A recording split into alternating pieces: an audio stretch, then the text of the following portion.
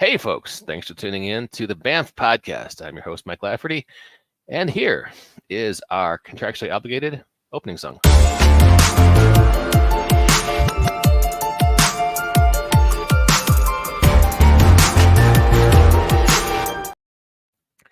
And that musical delight assures you, gentle viewer, gentle listener, that you're listening to a high-quality podcast, a high production value podcast, the finest ethically sourced farm-to-table geeky conversation for your podcast listening pleasure. Here today. But is it organic? It's organic. Gluten-free. There's no gluten in this podcast. And Jacob Blackman's in the audience. How you doing, Jacob? Hey, Jacob. Good to see you, buddy. Today, we are talking about perhaps the granddaddy of superhero RPGs, the hero system. And this podcast was the idea of this fellow over here who's wearing that amazing Christmas sweater, Mr. Ross Watson of Rountable Studios. Hey, everybody. My name's Ross Watson, and full disclosure, I have actually written a bunch of stuff for Hero System net zines like Easy Hero, Digital Hero, and there's a third one. I can't remember what it is. I also was lead developer on Aaron Alston's Strike Force from 2016. So I have actually worked on hero products, and I want to make sure to get that out straight away. Fair enough. We also have the 1-2 punch of Alice and Brandon. How are you folks doing? Great.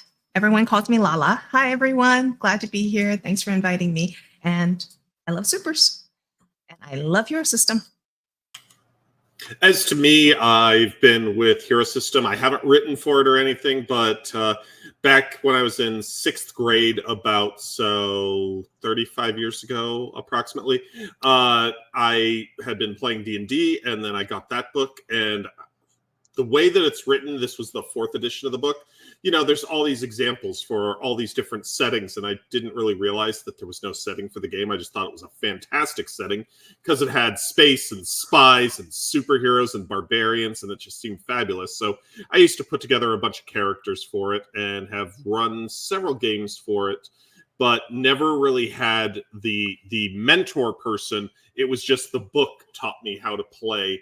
And so I've always felt that I might be coming at it from a different perspective than some of the people who had been mentored into it. Now, Brandon and Lala have a podcast called Babies with Knives, and it is currently on hiatus, unfortunately, but we're hoping to get back to it at some point. It's actually how we met Ross Watson's partner in business, Brandon Verhalen. So we were doing Babies with Knives, and we crossed paths with him. Like a Song of Ice and Fire, it's a much beloved property with many fans, and it will return one day. Don't you doubt it. Thanks. So just to kind of put a framework around it, and after that, I will shut up and let you guys do your thing. We're going to start off with everyone talking about their journey with the hero system and how they came into hero system. And once that, we can, as you were saying before the show, Ross, kind of talk about where things have gone since then, and eventually lead up to where things are now. Cool. So, is this the book you started with, Brandon? It's a different cover, but the same edition. I gave my book to my friend when we were playing 6th edition because it's from 4th to 6th edition. There are changes in the game, but they aren't massive, and so you can know how to play most of the aspects by reading any of those books. Some of the minutia will be different. I also started on 4th edition, Brandon. The big blue book right there is the one I started on. And I think something to point out is important about 4th edition is it was the first one to have actual comic book artists work on it. That's a George Perez cover. There's a cover in this edition that was done by Adam Hughes. There's a cover in this edition that was done by another comic book artist. Can't remember his name. And then Pat Zercher did a whole bunch of the interior artwork, the black and white. And he eventually became a comic book artist, I should say. Oh, Ben Dunn also did some covers. That's the guy I was thinking of. Demon's Rule was one of his covers, and Classic Organizations. I also started 4th edition, and for me, my memory of it was that it was just this, it was very difficult to read at first as the way that it presented itself differently from a lot of other systems. But I got really into it because of the computer program that was well ahead of its time, ages and ages ahead of time. Because as soon as I got a basic understanding of it, I didn't need to worry about it because I could just start plugging in and it would just help me into it. I speak computers and it works really well for me. But it was the best program ever, and no gaming system, no VTT anywhere has created a character creation program as good as the Hero System character creation. So Hero I still Maker. have memories of that. Yes, Hero Maker. Hero Maker. And later on, Hero Designer. And I can't believe that was over 20 years ago. I feel old. Yeah, see, Champions, 4th edition specifically, I got into in high school, and it really, man, I'll tell you what, I can add up dice faster than anybody else I know, and like doing basic math, addition, subtractions, multiplication, even basic algebra came out of this book. Like it's right in my brain. High school for me as well, so we're similar age.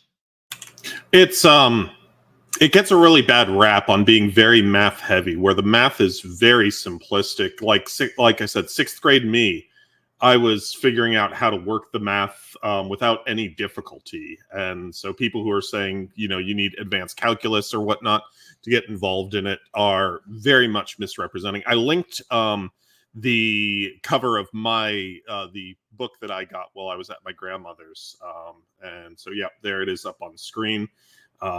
And so, the fact that you've got these 4 different characters right there on the cover just supported me that this is obviously meant to be one cohesive universe, which was just a absolute kitchen sink. And I thought that was fabulous. Another great George Perez piece, by the way. That's what I thought, but I wasn't certain. Yeah. So, I played so many games, 4th edition, just played the hell out of it. Ran a few. I ran some Dark Champions in this edition as well. And whenever I think fondly about Champions, I'm really thinking very fondly. It's primarily the 4th edition of the game that I'm thinking of, because this is where I spent the majority of my time playing or running the game. For me, go ahead, Alice. The majority of my time with it has definitely been in the cusp of 5th and 6th edition, because back when it was 4th edition, I was introduced to it. We had groups, but it seemed that basically half the group was really into it, and the other half was like, oh God, I don't understand. And then we'd move on to something else again. So my time was definitely more spent in 5th and 6th edition with people. Nothing wrong with that. When you started, we had this weird game that went from being vampire to being superheroes, like Vampire the Masquerade. And I don't remember. I think that we did play Y2K. At Y2K, we did some Champions in 4th edition, but you and I quickly moved on to 5th edition when that did come out. And so, but yeah, like I was saying, I used to make characters. I would try and make up all the X-Men in Hero System, and they had as the example scenario, they had a map of like a bank, and they did the quick run through of how the game flows in this bank robbery. I think it was Crusader that was there, and so that's where like all my stuff would be, and just seeing how the characters that I would make would work in that environment.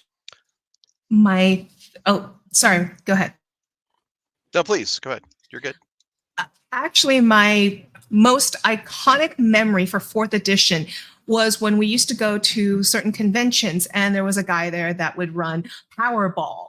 And he would run. So what he did was he created this giant superhero arena, and you could bring any superhero you built within a certain amount of point allotment, or he'd have a stack of pre-generated for you that was generally stuff that he said that he built over over a decade plus, and he transitioned it from one system to one edition to the next and such like that.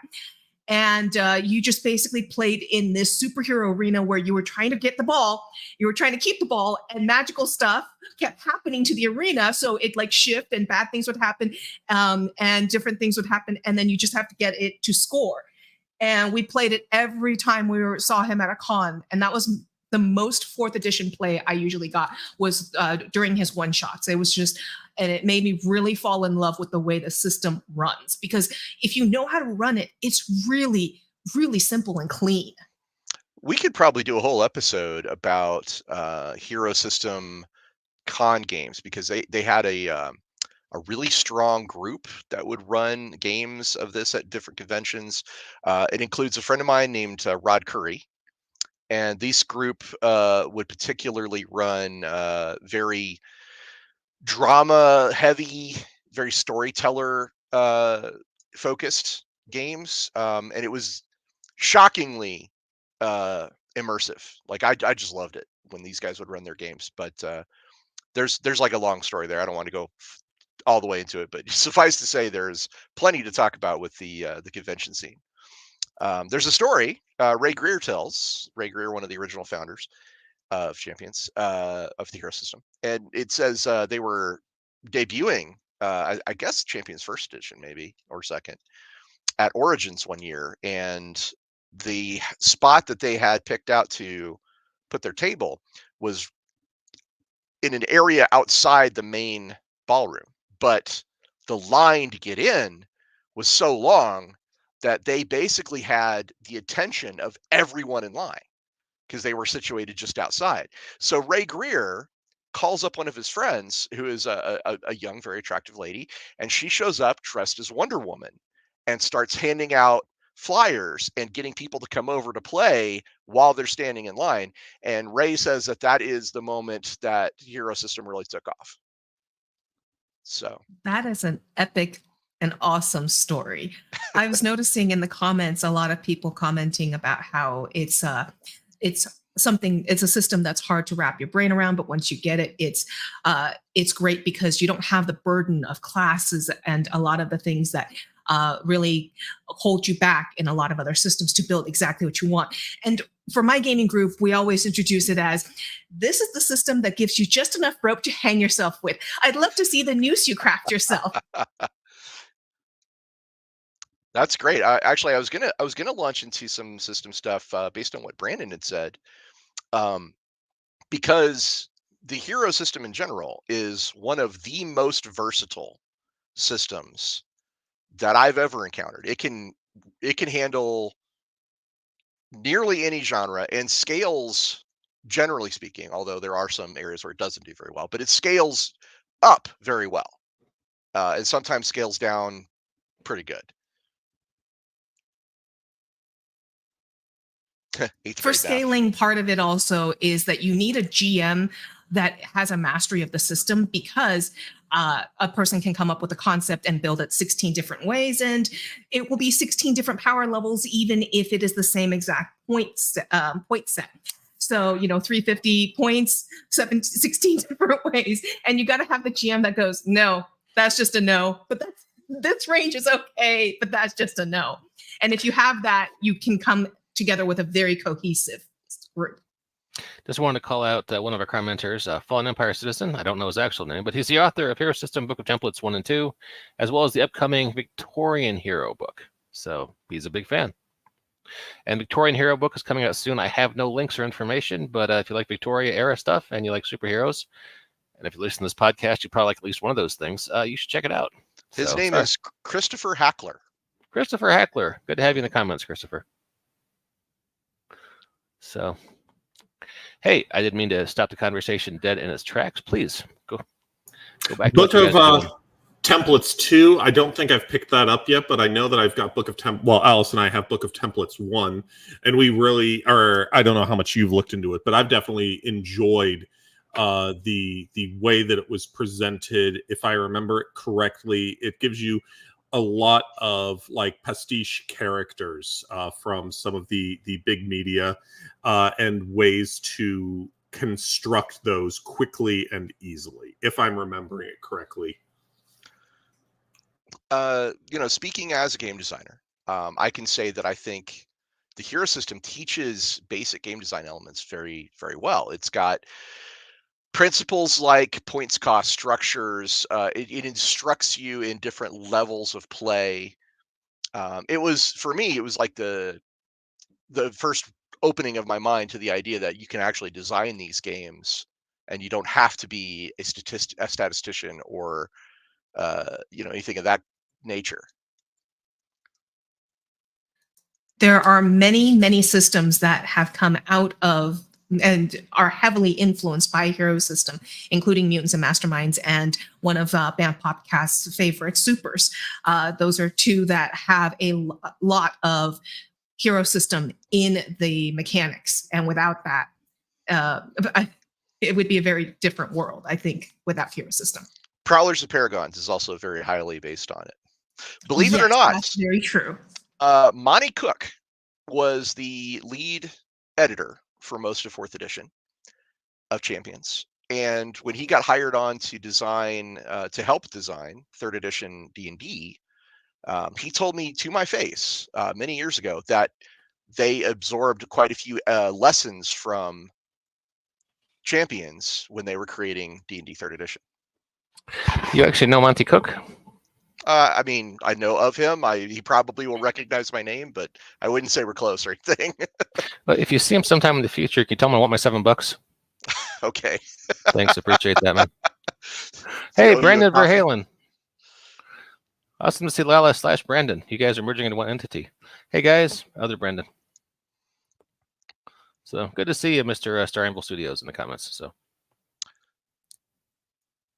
But yeah, with the way that Hero System allows you easy accessibility to manipulate a large variety of the character, it does allow a lot of tweaks and designs. And when we were playing an extended game that took place, we were running it about 10 years ago. And at times we would just kind of like, with the same idea of the character, make a redesign that would make them statistically very different as a way to play with the system and see how many different ways you can work things while still staying true to the image that the character has. And that's something that I think that Hero System is fairly unique on, is that ability to have so many different ways to represent things. Absolutely. You can build exactly the hero you want and model just about any ability or character from any media that you could think of. My friend Mike Serbrook, who has a website called Serbrook Stuff, has done this for years and years. Like, you can basically think of any character from the last 30 years, and he's probably got it somewhere on his site. Brandon and I both use that site for reference from time to time. Because I'm like, and a quick little secret, when GMing, it is a fantastic tool if you're like, I don't have time to stat something together. Brandon's much better at statting a Hero System on the fly. Like, if he just needs to throw us a villain, he's like, give me 10 seconds, and he's just jots down stats. I need a little more prep than him if I'm running. So that site has been invaluable for me on that. And this game that Brandon was talking about, one of the things that I love about it was over 750 play hours. And we have like tons of documentation for it, character portraits. But we explored the multiverse and alternate realities with different versions of our characters. It was just such a cool experience, because, and no other system, like you said, can give you just that flexibility and width of building so many exact points of interest and interconnectivity. So we've got a question from the audience for the panel. What are your favorite Hero System characters you've created? That's from Mr. Eric Kessler.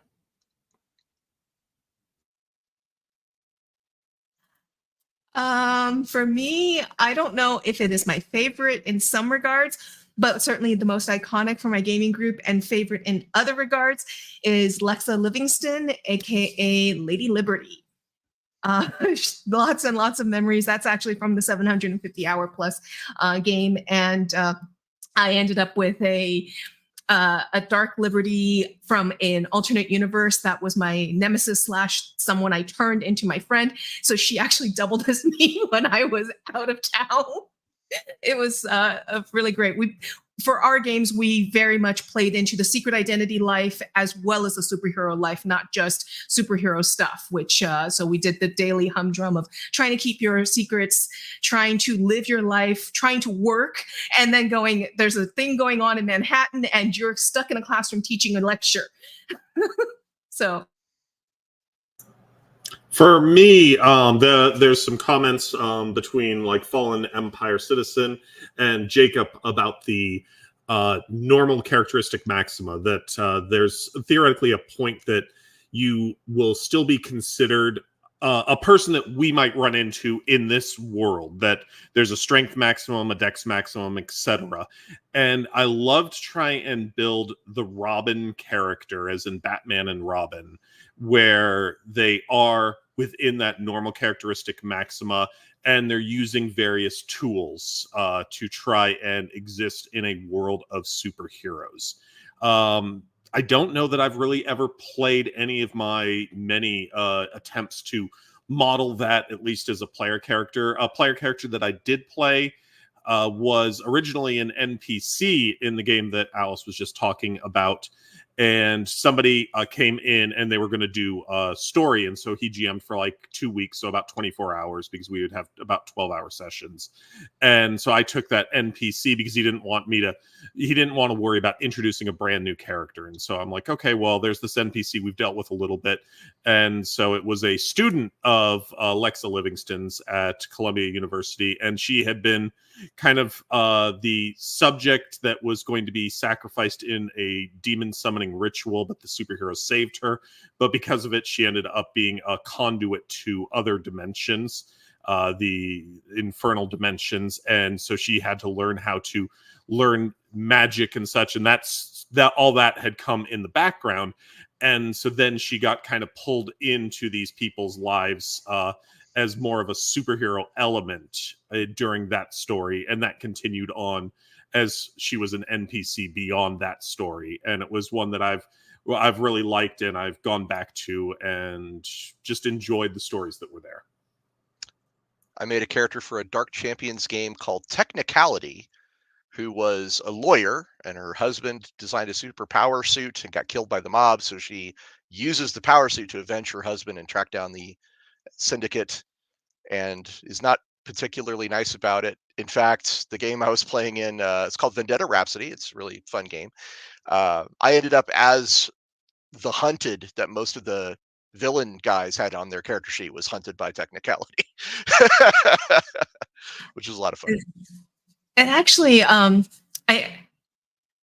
you mentioning some of the background and some of the limitations is really cool. I didn't mention anything about Lexa's, but she stemmed off of the fact that we were asked by the GM to show up doing some homework and going, well, this is kind of the setting, and I want you to just kind of give me some idea springboards. And so being in New York, 9/11, and then I thought, hey, well, it looks like right out there, we have the very first superhero, a big giant statue, the Statue of Liberty. And that became the inspiration. And then I had a tragic backstory of, my family, not absentee family. The people that were supposed to teach me were all dead. Won't get into it here. But you were mentioning the hunted, and something that I think people that I talk to a lot, one of the things that they have a trouble with for Hero System is the flaws, the limitations that people have. And to me, that's actually one of my favorite things. 350, 150 is what we play with a lot. And I tend to end up showing up with 300 points of drawbacks and only getting 150 or 120 points worth of credit depending on the system, depending on the game. But I will play to all 300 points. And the truth is, many people have, if you're talking about the real world, like Robin, for example, the mention, a lot of people have that many points worth in their real life. They just don't really catch on to it, and they have to deal with it. So it's one of my favorite things about it, because it lets you really be more fleshed out than just, these are all my good traits And even though complications aren't necessarily bad traits, they're just they're things that you want the GM to bring up, and they're things that you have to deal with in the real world. You have a baby sister to take care of. You have a job that you have to work. You look a little different than other people. These are all things that happen in the real world. Lalo, if you don't mind, I'm going to use that to segue into some of the flaws with the hero system. And disadvantages is a good place to join in. You're right. I think you and I have a very similar approach to disadvantages. They're something that should be a prompt for how your character can react. It's they should enhance the story of the character, right? But unfortunately, I think hero system has over the years ingrained the idea that they're really just to balance out your character. It's take this many points to balance out your character. And it led to, at least the approach that I believe is in the tone of the instructions, has led to a lot of people seeing them as just things I take to put on my sheets, and I never want to deal with them. I see that a lot out of some people, and this is something I learned in Hero System, but that any game that has disadvantages, I try and tell people. If you put something down on your character sheet, if you put a disadvantage, that tells me that you as the player are interested in storylines that involve this aspect. Many characters have a code against killing that, like, I don't want to go around killing people. I'm not the Punisher gunning people down. But if you put down code against killing, that means that this is something you want to be playing with. It's a widget that is important to your character. The same thing goes with as you modify your powers, and I can't honestly think of what the specific name is. I wasn't prepping for this. But there's the advantages that you can add to your powers, and then there's the negative modifiers, limitations. Thank you. And like Cyclops, he's got an optic visor. And this is a defining characteristic of his character that you can see come through in some of the good stories on how that has literally colored his vision of the world. I definitely think that I definitely see it as well. But when I try and bring people into Hero System, I always, same as Brandon, say that it is about what you want in a story. And like I've been recently rewatching the new MacGyver. He has a serious code versus killing. It is very much on his sheet. Why? Because like every chance he's given to kill somebody, even when he is like this much from death, his entire team is like this much from death, he subdues them in some really weird, crazy kit way. He has a way to subdue them because he has a serious code against killing. He will never kill anyone. But that's in the story, and that's an element of the story. If you have a character with a kid brother that you have to take care of, well, it's the kid brother is going to be calling on you and saying, hey, I need you at my sports game. And then bad things happen at a sports game, and you have to protect your brother and keep your secret identity, stuff like that. So to me, it isn't about balancing out your character. And I know that when Brandon and I run people's characters or look through them, if it's just a balancing thing, like, oh, I'm going to take that my skin looks weird. I'm like, great. Do you want a story about that? No. Great. Cross it out. I gave you 150 points. You only spend 75 of your disads. If you figure out more disads later, well, you can always spend those points later. Yeah, original MacGyver was also very against killing, coded against killing. But I was just saying that, the new MacGyver, I'm actually going back and watching the old MacGyver again. I'm only a few episodes in. Well, it seems like that wasn't super controversial, but I'm gonna say something now that may get some blowback. So I'm okay. It's fine. I have my opinion. You guys have your opinion, but my opinion is that there's a thing called endurance in Champions, and endurance is it's a resource that you have to spend in order to do things. Frankly, in my opinion, it's a mini game that sucks. It's bookkeeping, And the vast majority of the campaigns that I've played in just simply did away with it because it was, frankly, not fun.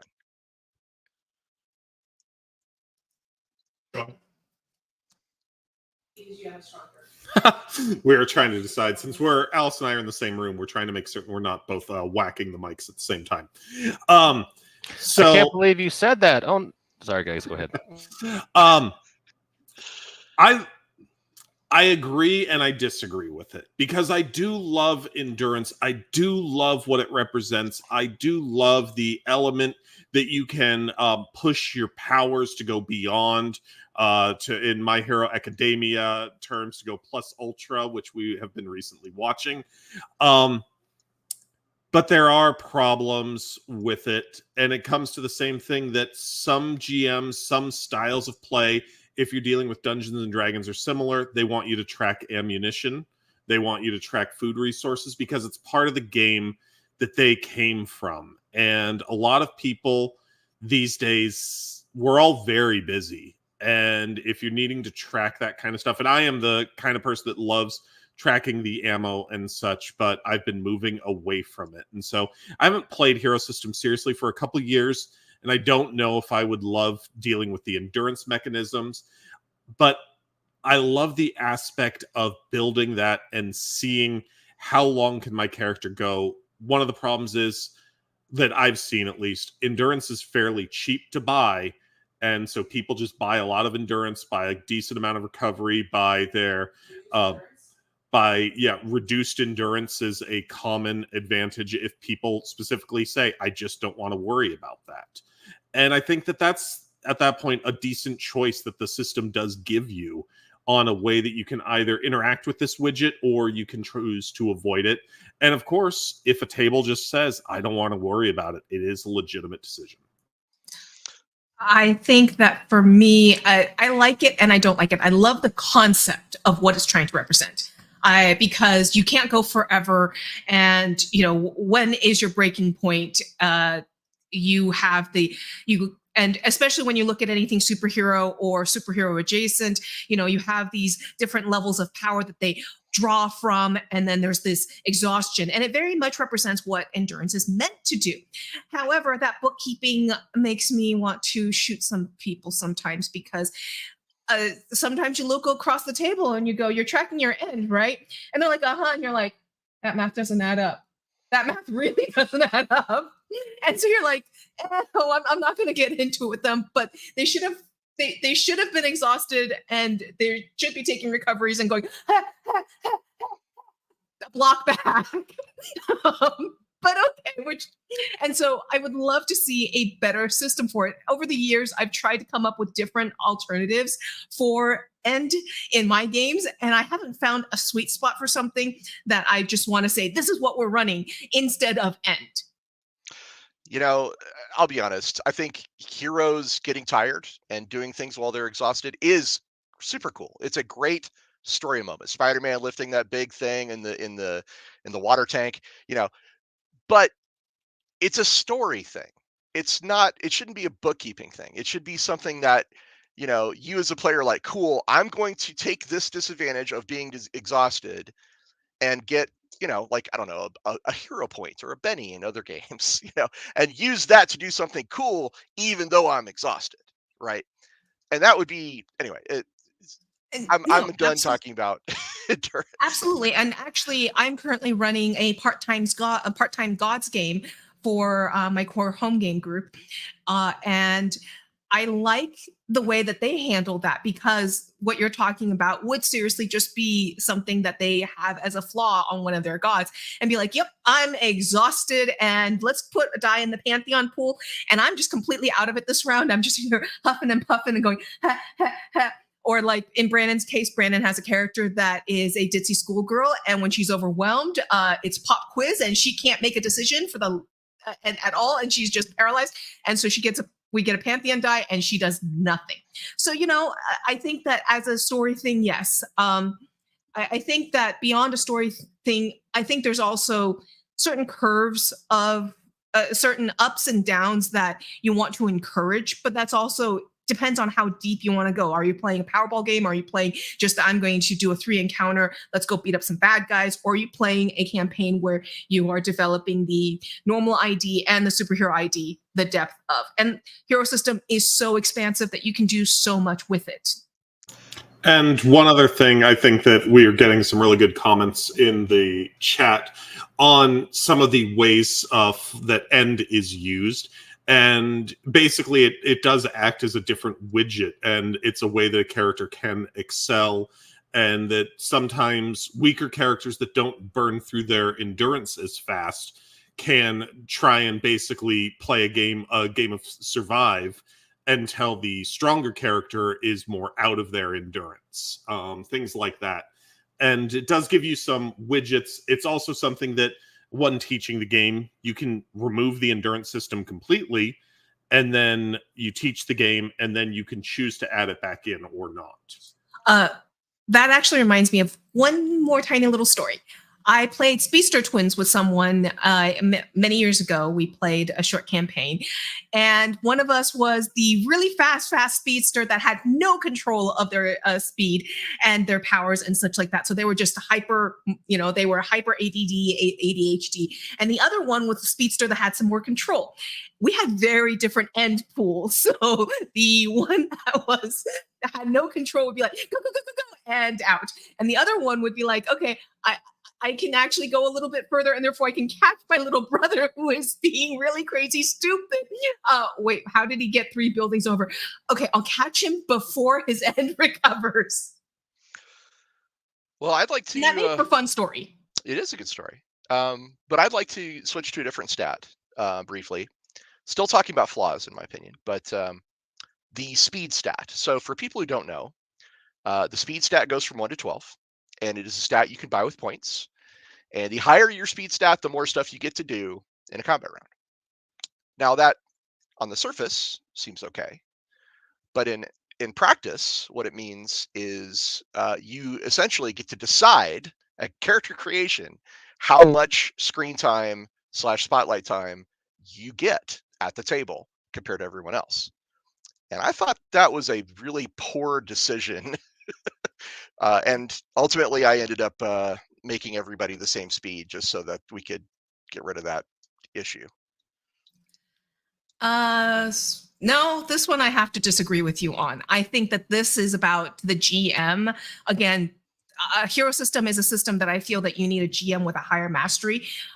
For many games that I'm in, the GM will state that, okay, we want everyone to be generally at a speed 3. If you are a speedster or have something higher, if you have a really, really good reason to be higher, then talk to me and I will let you go above speed 3. In certain cases, even certain campaigns to make things easier, speed 2. Because at that point, you do have a regulation of everyone gets this amount of screen time. But if someone is a super slow character for some reason, they are 1 speed down. If they are a faster character or have certain reasons, they can have more speed. Also, we also do have requirements of, if you are going to be a speed 6, when it's your turn, you better go ding, ding, ding, done. If I have to wait on you, you just lost that turn, we're going on. I'm sorry, but we're not going to hold up everybody at the table. So if you're, just let you basically, so you really need to know what you're doing if you're at really high speed. And I personally, it's actually a part of hero system that I enjoy, because not everyone goes the same speed, because you look at Flash versus you look at, why did my brain just go blank? But you look at Flash versus Batman, for example, and they are going at 2 very different increments. And that's okay, as long as you are tempering and handling it well, in my personal opinion. Well, just to point out one quick thing, though, the system is so versatile that if you want a character that can do a lot of stuff on your turn, you can just buy that. You can buy area effect strength. You can buy teleport doesn't, there's ways to do it without actively making it you have more time to do cool stuff than everybody else. But that said, screen time on doing it in that fashion, I've seen people take up more screen time anyway, just because, and also depending on how they built their character, if they're building different types of power pools, you get to their turn and they're just like, yeah, I'm going to do this, then I'm going to do this, then I'm going to do this. And then 5 minutes later, they're done with their one turn. So it doesn't take up any less screen time than if they had 4 actions. In fact, if they had 4 actions instead, then maybe they would actually be faster because you don't have to sit there going, okay, hold on, you're still calculating, cool. They could be calculating in between and be like, okay, I'm going to do this and that and the next thing. So I think that both ways you can end up with people taking up the same amount of screen time. I have experienced this and been like, nope, okay, we're just going to move on. You can kick in a moment because otherwise we're going to be here for an hour. Speed, I know, is something that specifically brings me back to Hero System, that it is a mechanic I absolutely love because of the fact that not everybody gets the same amount of screen time in that fashion. And yes, you can say, well, I can buy area effect on my strength, and that could be either Hulk smash and I beat the ground and everything explodes, or I'm the speedster that runs around and punches everybody one time during my action. And I've played that in other games that I like a lot, and I've never found it as rewarding. And I'm someone who is, like Alice was talking about, having a kind of a regimented, that, you know, this is kind of what an average human would be, this is where this would be, and there's a chart that you're generally following on where acceptable speeds are to keep it somewhat controlled. But I've been willing to be on that slower end of that chart. And there's other ways that you can. This goes back to what I was talking about on how many widgets there are to control. And I think speed might be too cheap to buy up if you're just freely designing everything. But to me, it's an interesting way to see the table unfold and the ways that actions happen. Are there any other flawed mechanics you guys would like to discuss before we move on to talking about like the additions and the history?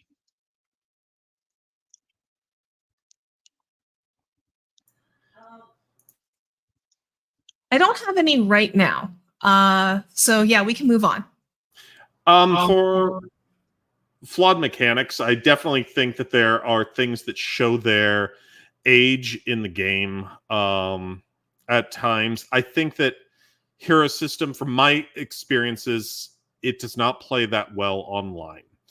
And part of it is that online, you can only have one channel open basically at a time. As soon as 2 people start talking, it just becomes a lot of freaking noise. But if I'm at a physical table running things, there can be side conversations about things which the GM doesn't need to be paying attention to, but can still keep an ear on. But I can also be bouncing back and forth, listening to somebody total up their dice and then come back in with that total at an appropriate moment after you've moved on to the next action, things like that. And the speed chart specifically falls down in online play from my experiences. They are not that many online, but that is definitely something that I have found hurts Hero System for my current ability to play, because Alice and I's current lifestyle does not allow us to have a in-person game. Okie dokie. So I mentioned earlier in the show a little bit about the history of champions. Of course, let's do a quick shout out to George McDonald, Bruce Harlick, Ray Greer, Monty Cook, and a lot of the guys that helped make champions amazing over the years. Presence attacks. Thank you, Rock 2112. One of my favorite mechanics. Period. I agree. Awesome mechanic. But I can say I didn't play any at all of 1st or 2nd edition, and honestly, I own them, but I don't even really like crack them open. But I do think like some of the more memorable and interesting books start showing up around 3rd edition. You get stuff like The Blood and Dr. McQuark, Aaron Alston's original Strike Force, and of course, Wings of the Valkyrie, one of the adventures that had to be pulled from shelves due to its content. There are some. Go ahead. Yeah, I've skimmed through a PDF copy of Wings of the Valkyrie. I did not have it back then. I remember at DungeonCon in the Bay Area, that Hero System, they used to have a big table, and it would be right as you go into the vendor area, and just all the different books that they would have. And this is, at this point, I'm, in my early 20s or late teens. And just how awesome it was to be able to see those, and too poor to afford all of them by any means. But just that, here's the fantasy book, and here's the Western hero book, and here's Ninja Hero, and just the promise that each one of those had. And as I've gotten older and been able to get them, that a lot of them do deliver fairly well on the property that they're specifically trying to make accessible to you. You've mentioned a few times the Dark Champions approach. And so those are ones that I love. The books that I identify with the most, though, out of Hero System, I believe that I got Enemies 1, 2, and 3 before I even had the Hero System book. And that those have been at my local Games and Things, which is a store that is long out of business as far as I know. And that I was able to get them because they're small books, they're cheap, and they just had, 32 pages of enemies. And so I would be reading these stat write-ups and not understanding at all what any of the stats meant. But here's the backstories of these characters. And these characters are ones that have been reprinted in other versions as the editions have gone on, up to the current version where they've, in the 6th edition, where they reprinted a bunch. But this summer, maybe last year, we were in Sacramento, and there's a Half Price Books there, and they had Enemies 1 and Enemies 3 that were in good condition. And so I picked those up just because of the memories that I have with those books. And I want to find an Enemies 2 that I like. So I think, we've all said great things about 4th edition, and I literally could name a dozen books that I love from 4th edition, but we're running short on time. So probably good idea is to say 4th edition was awesome, had some of the best products, in my opinion, of all the editions. Else, do you have any products? I agree that they had. I think that 4th edition, in many ways, was a heyday for the system, because the company and the resources and what started dropping after that started shrinking. One standout is a third-party publisher created San Angelo City of Heroes for 4th edition. And those were some very high-quality products that were kind of in an Astro City type setting, the world outside your window, quote unquote. And I don't know if you guys saw or did anything with those, but they were very good. No, but some other ones that I've dealt with a little bit. PS238, I think, is the book, which was, as I remember, an official book. And I believe there's a comic that's attached to it. But basically, it's a school for superheroes type of setup. But it felt very different in my memory. It's been quite a while since I went through it, than the traditional Xavier's Institute. This was much more like you're a student and you have superpowers, and so you need to go somewhere to learn. And then another one that I like a lot on settings that I haven't used, Shadowrun is something that I always want to play, and the rules and choosing the edition, because there's different aspects I like in different editions between 3rd and 4th. And so there's a book, Kaze 5, I believe it's called. Mike Serbrook. That does a really cool job of giving you a Shadowrun or a cyberpunk type of setting for that. And then the Darren Watts did a great Golden Age book. Eric Kassler says PS238 by Aaron Alston. The comic is actually by John Kovalik, but Aaron may have written the rule book. And I forget where this one was from, but there was also a Shadowpunk for Hero System a while back. I forget who did that, but there was a bunch of resources for that. I know that I referenced Shadowpunk for a few things. So after 4th edition, we get what's called Champions New Millennium. There was kind of a dark time between 4th and 5th. My friend Serbrook kept the torch burning on his website for many years. But fourth edition ended. Champions New Millennium began when the company was acquired by a group called cybergames.com. It's a big scam. It involved Savage Worlds and a lot of other products. It's covered in the Designers of Dragon series, if people want to check that out. Champions New Millennium was a mix between the standard hero rules and the interlock system used by R. Telsorian Games. And New Millennium gets a really bad rap. A lot of Champions players are like, "Blah, no thank you," and they, you know, but I will say it had good production values, had good layout, good art, all those things. And yes, thank you, John Nexus. R.I.P. Darren Watts, gone too soon. Great guy. He was a great guy. Rest in peace. Absolutely. Do you guys want to say anything about Champions New Millennium? I never really dealt with it. Oh, like I briefly touched that, the fusion system, I think, and but did not ever have a strong basis with it. I played 2 one-shots with it, and beyond that, not really. And I played one without Brandon. I know that. So I don't have much with that either. I played a one-shot that was 3 sessions, and then other than that, it was another one-shot. All right. So after New Millennium, we get the era of Darren Watts and Steve Long, who took over as DOJ, and they began 5th edition. Could we get the Predators book on the line there? And 5th edition has the distinction of having the most products made for any edition of Champions. Wow, I did not know that, and would have expected that to be 4th. It's not true. 5th has many more products.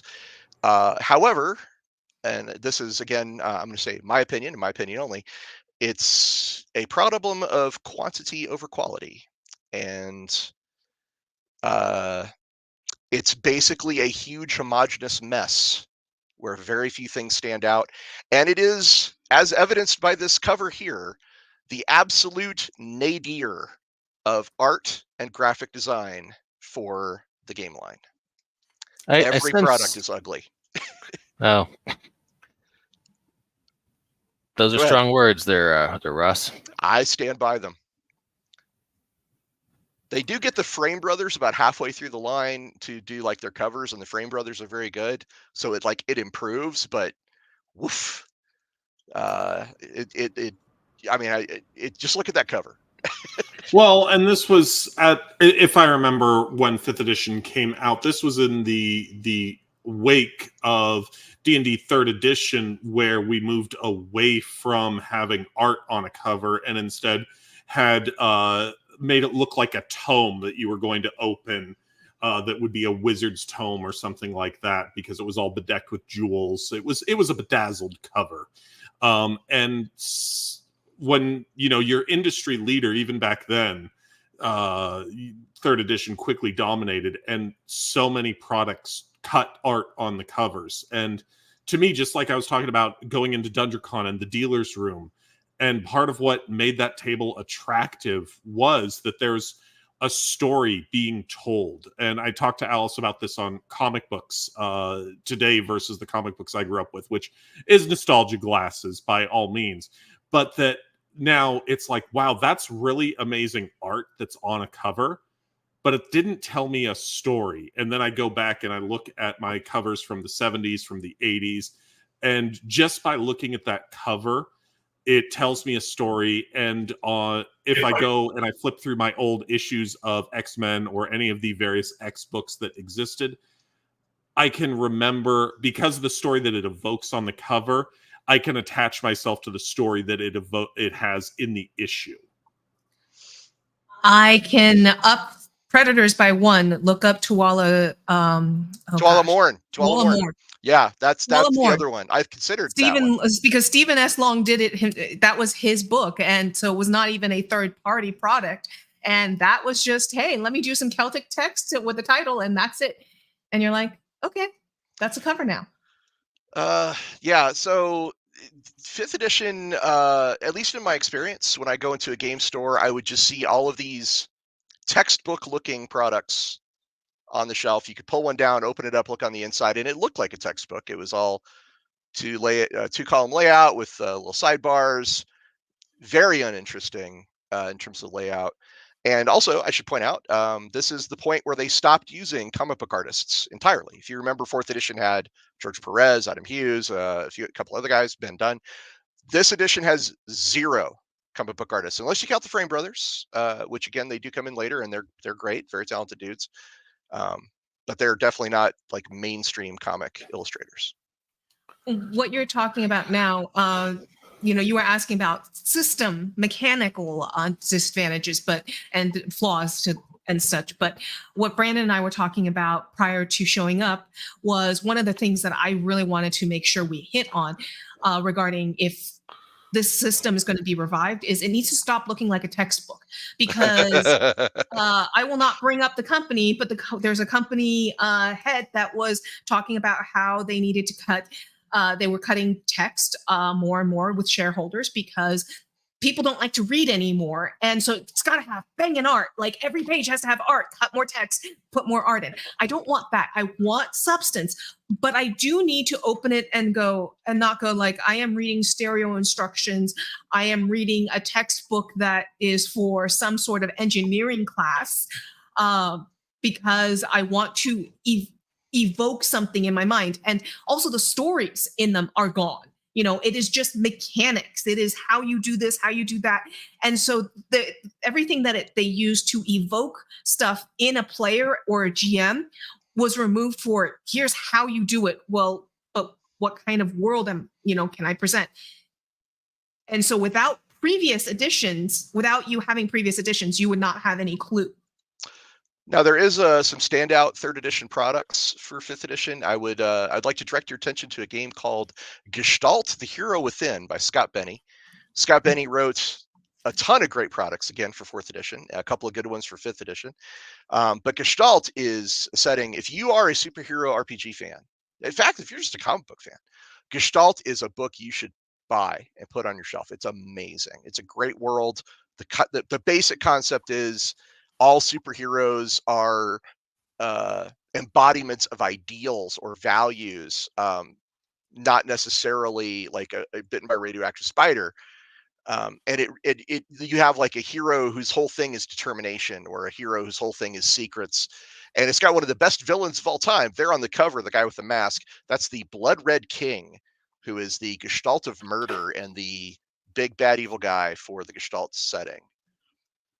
And as I remember, like, this is a concept, what you're talking about on the basis of it, that has come up a whole lot more later on, that a lot of other games have kind of embraced that same kind of, like, you're building a character that's the ideal of this or whatnot. But it's not the first, I'm going to say, but it is a lot earlier in the genesis of those concepts. And it's one that we've got on our shelf and that have found really enjoyable to read and to try and plumb for ideas. And speaking of art, you don't need like the most elaborate, you don't need the best artist in the world to create a really attractive book, because Gestalt was a very attractive book. If Mike, if you have a PDF copy of it, I don't know if you can grab page 33, but it's not the most detailed, but it is very comic book evoking color piece at the bottom of that page. It's a piece that I remember very well. It's pretty cool. And I love Gestalt is a book that I think was done very attractively. It's one of the more attractive one of the more attractive hero system books to me. And it also does embody like some of the concepts I really like GMing, and the idea of building that modern myth, and the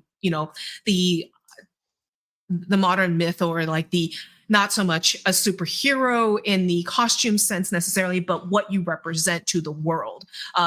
Brandon mentioned Hero Academia, but All Might, the symbol of peace. Yeah, My Hero Academia's got ideas that definitely resonate and echo with Gestalt.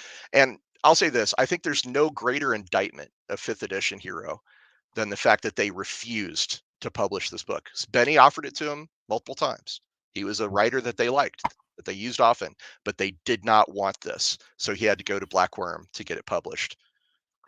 I can just weigh in for a second on just one historical thing. This is going back years and years, of course, but I've heard from a few different people in publishing that the dearth of comic book art in Hero System at the time was what made Green Ronin go so art heavy on Mutants and Mastermind. And then Mutants and Masterminds kind of stole the throne because it was, you open it up and it looked like a comic book.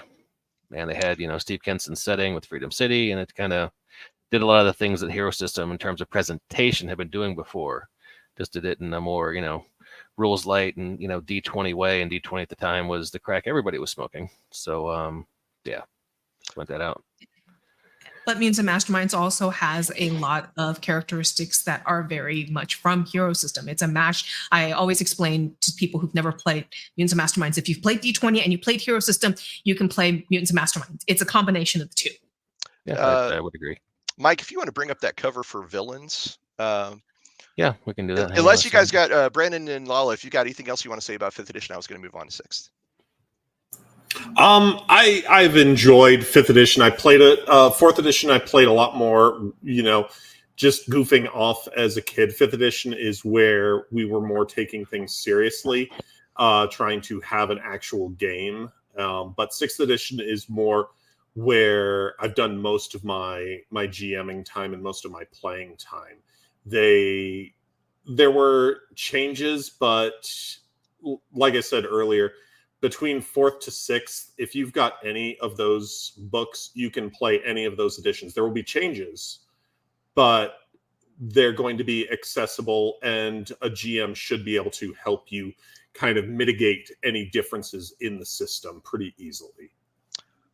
So here what we're looking at is one of the first books for Champions 6th edition.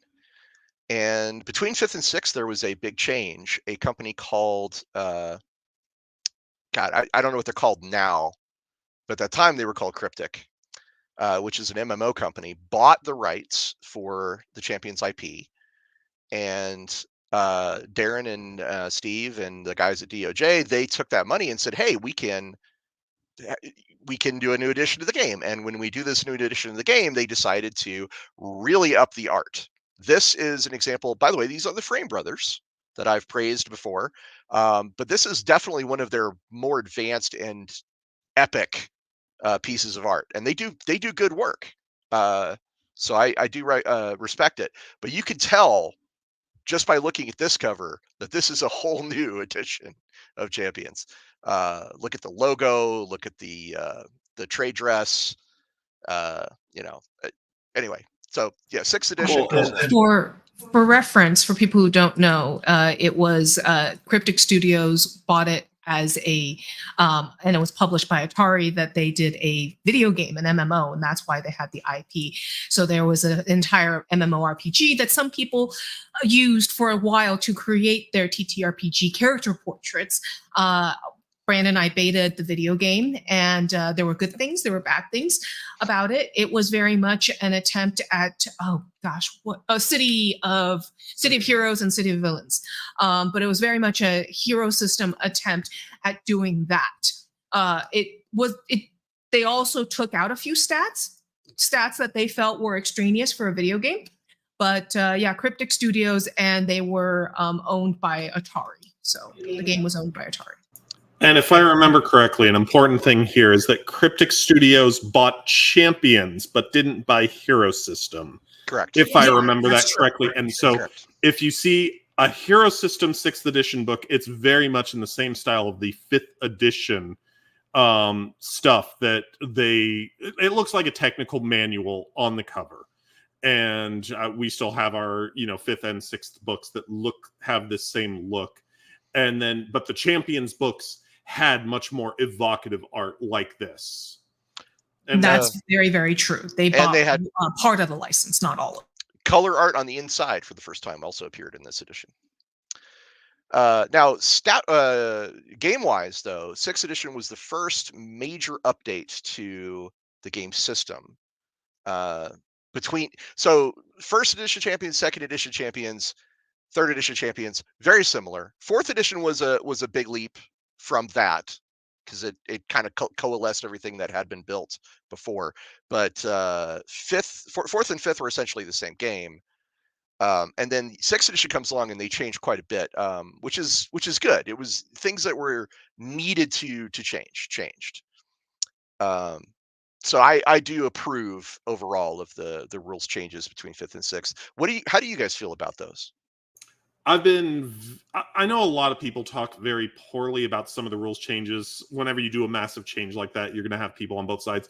But like the big ones that I remember is they got rid of some things. They got rid of one thing I really do miss, which is elemental controls. You can represent them in a different way. But the major thing was there used to be primary characteristics, which was like your strength, your con, and those, as you bought those up, they would affect secondary characteristics, which was like your dexterity would affect your speed. And in 6th edition, a huge change was that they cut that tie. There was no longer a figured characteristic set. And because of some of the ways that this went, it used to be the best way to make a character to attack would be to have a very high dexterity because it directly affected their offensive combat values. And so a character like Colossus, a lot of people that would put them together or be making a character inspired by that would end up with having a high dexterity because it just made a more mechanically powered sense than doing things a different way. And the cut of that figured characteristics and secondary characteristics kind of helped allow characters to build the way that they wanted to without just because I have a high this, that means I have a high that. Well, for me, it was about strength. You never wanted to buy strength as a power before 6th edition because of all the figured characteristics that you got from strength. Strength was not only how much you could lift, it was how much damage you could do in melee combat, how far you could jump without buying a superpower. It contributed to you being tougher, harder to knock out, and also gave you a ranged attack because you could basically pick up things and throw at people. It was arguably between that and dexterity was the god stat. Yeah, depending on the character that you had, it was you buy one up and you buy the other one up, and also like it was very, very heavily leaning into the physical one way or another, because the mystic style characters didn't feel like you had to pump anything because their derived characteristics were not nearly as critical for let's do everything. So I think that them taking that and changing that was good overall. It wasn't that much more math, especially if you use something like Hero Designer. It's not much more math to figure out. And it doesn't actually, in some cases, it doesn't even cost you more if you're doing it right. It actually costs you less in certain respects, and allows you to create better width and be more precise. Something that all three of us have commented on, how much we like the precision of the exact character you want to build. So that was a change I liked too. Here's a version of a third-party product for 6th edition, Aaron Alston's Strike Force, which was, I was the lead developer on this, so I'm very proud of it. Surbrook also basically did the lion's share of the work collating Aaron's notes, and it turned into a really great, in my opinion, homage and memorial to Aaron Alston. So that's a third-party product for 6th edition. Yes, Jacob Blackman did in fact do some great artwork. Thank you so much, Jacob. In fairness, Jacob's done art for most every book these days. That's true. He's a very hardworking guy. I was at Barnes & Noble. I was flipping through a book of World War II small arms over in the discount section. Oh my God, there was art by Jacob Blackman illustrating like the old Lugers. So I'm sorry, I've been drinking. Let's continue. Brandon and Lala, do you guys have anything else you'd like to say about 6th? It is a great game. I mean, I've talked positively about Hero System, about champions throughout this. There are a few different ways that you can get into it. One is that there are out of print. There is, it initially came out in 2 volumes, that there was kind of like the character creation book, and then there was the rules book. And then later on, they came out with Champions Complete and Fantasy Hero Complete. And those, I think they're pretty much the exact same material, but they condense books that probably like about that thick down to a much more manageable amount by cutting out a lot of examples. It doesn't read quite as heavily of stereo instructions, to use the old Beetlejuice line, though that's always something that I liked in those, the big ones. But no, they don't have any color in those books. Oh, the cover is more colorful. But those are great ways to get into it. And, talking to people, somebody in chat, I know, mentioned a Discord server that you're able to get games in, and it's a great way to get involved and start learning things about it. And go ahead, Lella. He actually covered what I was going to. I was actually attempting to go find our hero system, the 3 books he was mentioning on our shelves, but I don't know where they've been moved to. But volume 1 is this thick. Volume 2 is this thick. So for me, if I'm depending on who I'm teaching, it's just easier to just grab. Okay, Brandon's gonna grab the books. To just kind of steer away from those 2 books to start with, and just say, don't worry about that right now, because otherwise this whole book is your character creation. Oh, look, he grabbed the books. He found them while I was unable to. So I don't believe I'm lying about the weight and size of them. That's 5th edition. You're muted, Brandon. I'm using my Discord keybind. This is 5th edition, and this is kind of what I mean, that it looks like a technical manual. And there is your thickness of the book. Then we move on to 6th edition, and there is your thickness of the books. Mm-hmm. That can stop at 22. Yes. They are bulletproof. That's been proven. Now, in their defense, like, those are crazy thick, that it is also the closest to cardstock that you've probably ever seen a book printed with on the paper. It is very, very thick, but it's still really overdone. And then here is Champions Complete, which is a very nice slim profile and gives you everything that you really need to play the game. It cuts down on a lot of stuff to make it much more accessible. And that's Derek Heimforth, for anybody who's curious. Go ahead, Lella. And for anyone who is curious about the core 2 books for 6th edition, yes, indeed, it is too heavy for its spine, because we have broken multiple copies. And luckily, when we sent in about how they broke and ripped from their covers. One set was sent to us as a token of apology for how badly the weight of it came apart from the spine. So you have to be kind of delicate and gentle with them, kind of baby them. But yes, they are very much bulletproof. But if I'm going to introduce somebody to Hero System, I'm definitely going to start with Complete, rather than here's Core Book 1 and Core Book 2, unless I really want to torture them, or I know that they are going to enjoy that other method a lot more. So unfortunately, go ahead, Brandon. One other thing that I do want to say, I mentioned this earlier, that Champions gets a bad rap on math, and it also gets a bad rap on complexity, in my opinion.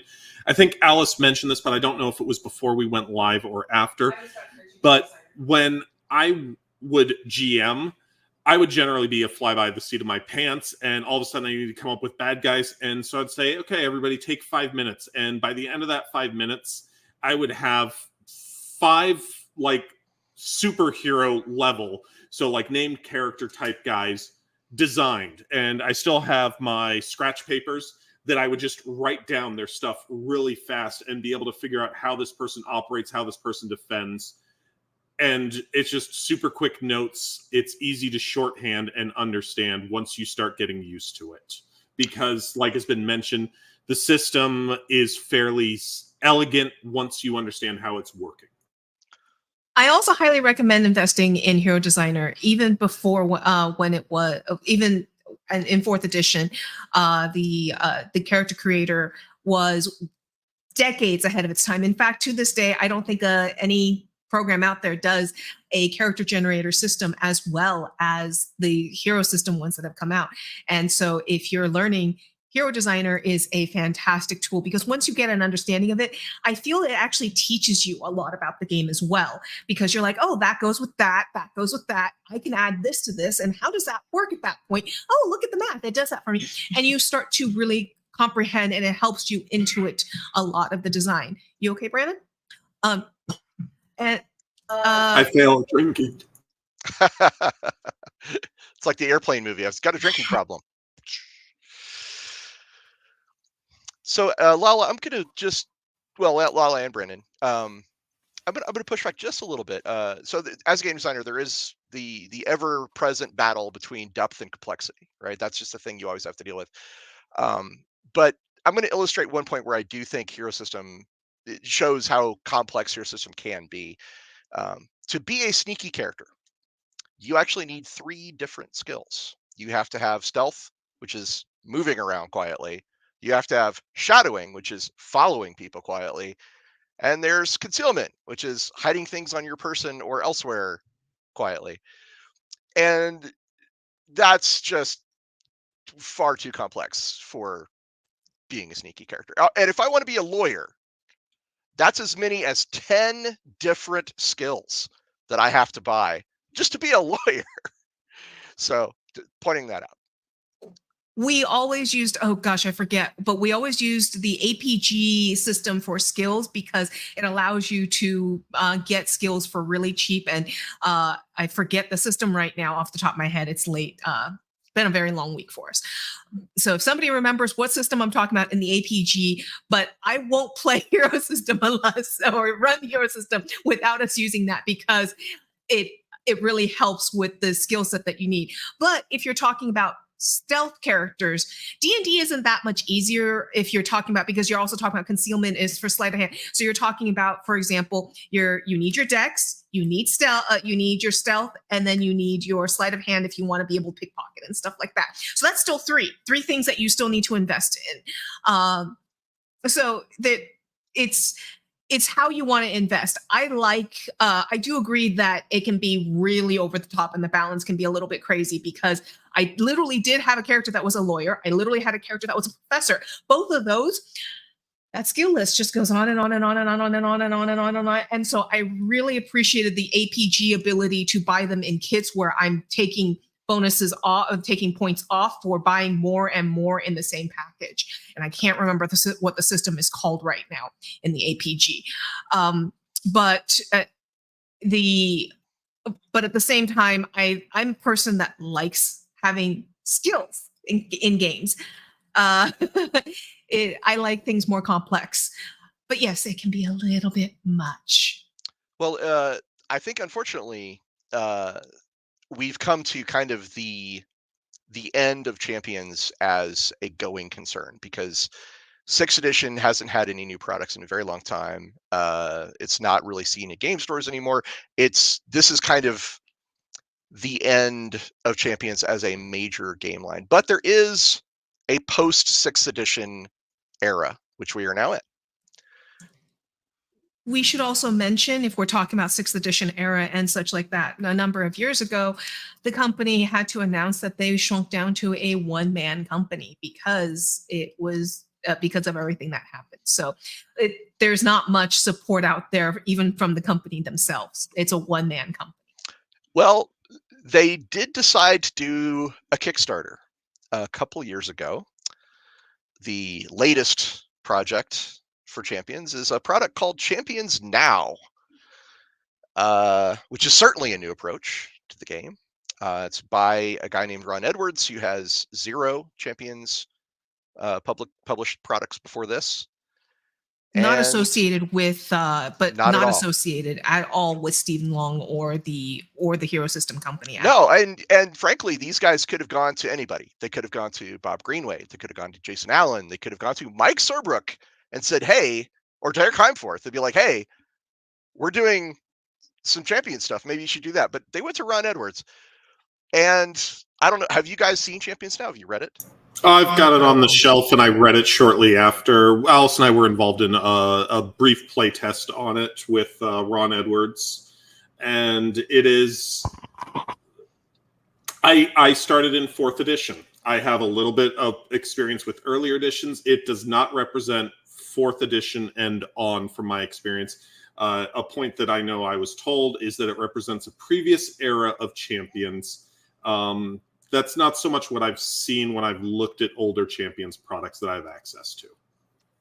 Yeah, I don't know the politics. I will not get into the politics or say that I know all the politics of who went to whom about it, about the project. But what I do know is that Ron Edwards' pitch for Champions Now is that it was a throwback to what he viewed was first edition of Hero System, back when it was named Champions in his mind, and it's a very different, completely different entity than anything fourth and on. So I wouldn't even consider them to be put into the same pool to play in.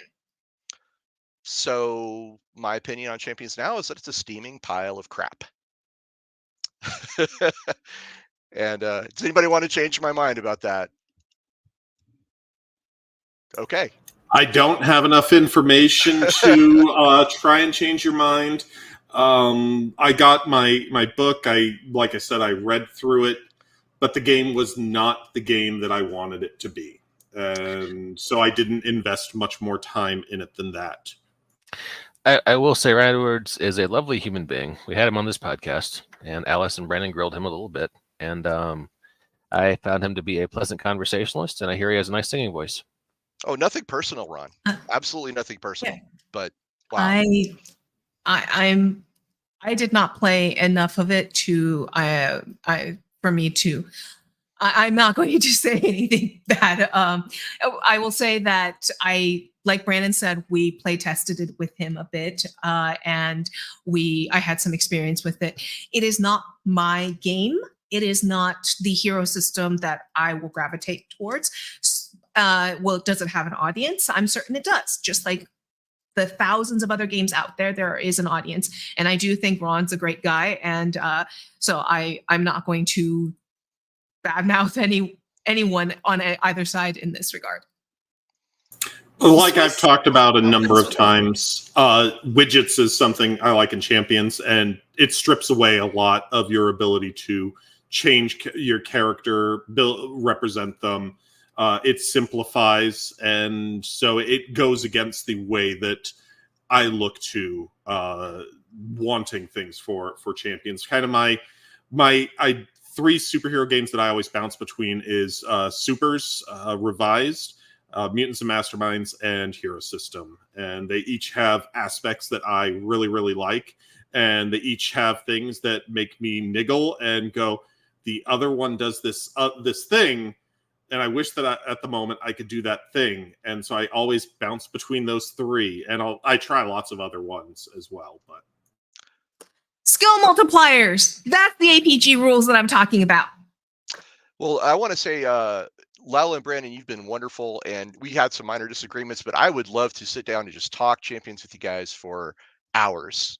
Talk about our favorite books, talk about some mechanics we like, mechanics we don't like, but it's clear that we're all big Champions fans, and it's my pleasure to have met you guys and had this chance to kind of really go in depth about the hero system. And play. Don't forget play. We can play. We can play it. Absolutely. Play. Talking about systems great, but let's throw down some characters and some dice. That's even cooler. It's a great way to get to know people. Hell yeah. Can you tell I'm always jonesing for a game? Hell yeah. Good job. Quick 3D question. Roll Under. Are there many actual play hero system shows out there? Because I'm not aware of any, but 0 to my knowledge. No. Yeah. I've got a feeling that's a big untapped audience, and as Brandon mentioned, it doesn't always lend itself well to online play, so maybe that's why.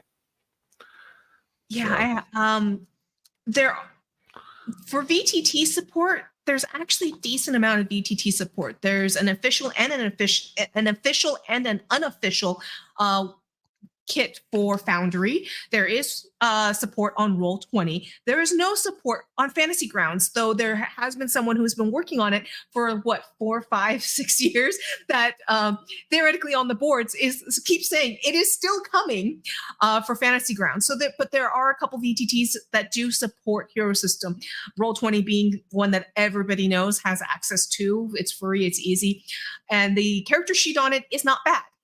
But I would also say that you probably want to make sure that you have your character sheet written out in some other fashion before you input it into Roll20, because I have found it a little bit quirky, and you might lose data on it.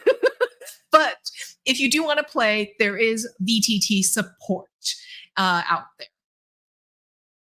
And as to my earlier comments, like I say, I haven't done that much with trying to play Hero System online, that was just my experiences. And by all means, I would freaking love to find a game that would work, because it's a game that I absolutely love. But with nursing school, full-time work, and general life, I have so little time for gaming right now, unfortunately. I'm happily on Christmas break. Huzzah. That's the reason we were able to schedule it for tonight, because yes, our lives are absolutely crazy. I don't get into a lot of my health stuff on BAMF or BWK, but for those of you who watch diligently, you guys know that multiple people have alluded to things about my health. These days, I'm seeing specialists all up and down the coast, so I'm having to drive hours to certain specialists at times. So it can add to our time, and I'm sorry. But beyond that, I'm not going to get into stuff. Fair enough. On behalf of Mike and myself, we really appreciate you guys coming and joining us on this extra long episode of the BAMF podcast. And we hope you guys do well in the future. Again, it's a real pleasure speaking with you guys. It was awesome to get to meet you, Mike. It was great to see you again. I'm glad that you found a new home on the Enterprise Bridge. And Brandon, you haven't seen him in these glasses until now. It's been a while, but I've dealt with him with these glasses for a while, but you didn't hang out with him until before these glasses or after these glasses. I've only owned these glasses for like half a decade now. It just before now, you've always been talking to me in the middle of the day when I'm wearing my contacts. But I'm an old man. My eyes get tired at night. I'm gonna say something really creepy, and I've seen him. He just doesn't know that I've seen him. Ooh. Did you bug that camera that we sent him? And I didn't catch who was saying that Roll20 is really easy, but yes, Roll20 is a very easy and accessible VTT. Like I said, though, the few times I messed with Hero System, the character sheet bugged out a little bit on me or other people. So just make sure you have a backup. Just make sure you have a backup so you don't lose it. All right, so next week we're doing an actual play Hero System. Ross, are you running? No. What's happening? No, No. Sorry. Okay. Hey, thanks for play. I just don't know that I will have the time to figure out a game to run at the moment. Cerbrook would be all about this, though. Got to be clear. I would love to meet him because I've used his site for so many years. Maybe Mike and I'll bring him on the show. Sounds great. We could do a mini series of Hero System episodes. I see him a lot. He lives in my town. I'm down for that. Mike I'll pull up I'll build characters. I will play. I'm happy to do that. Mike lives in town here, Ross? Yeah, Cerbrook lives in Thornton. Just I a little didn't bit know down that. from me. He's a neighbor for both of us then. Are we still good for Saturday for that thing? Sure. Or is it Sunday? Okay. We'll figure out that thing. Yes. We'll figure out that thing. All right. So that thing I sent you. The thing and the place with the people. All right, we'll talk about it off of the air. Thanks everybody for tuning in. We will catch you next time on the BAMF podcast. Bye everyone. Thanks for having me.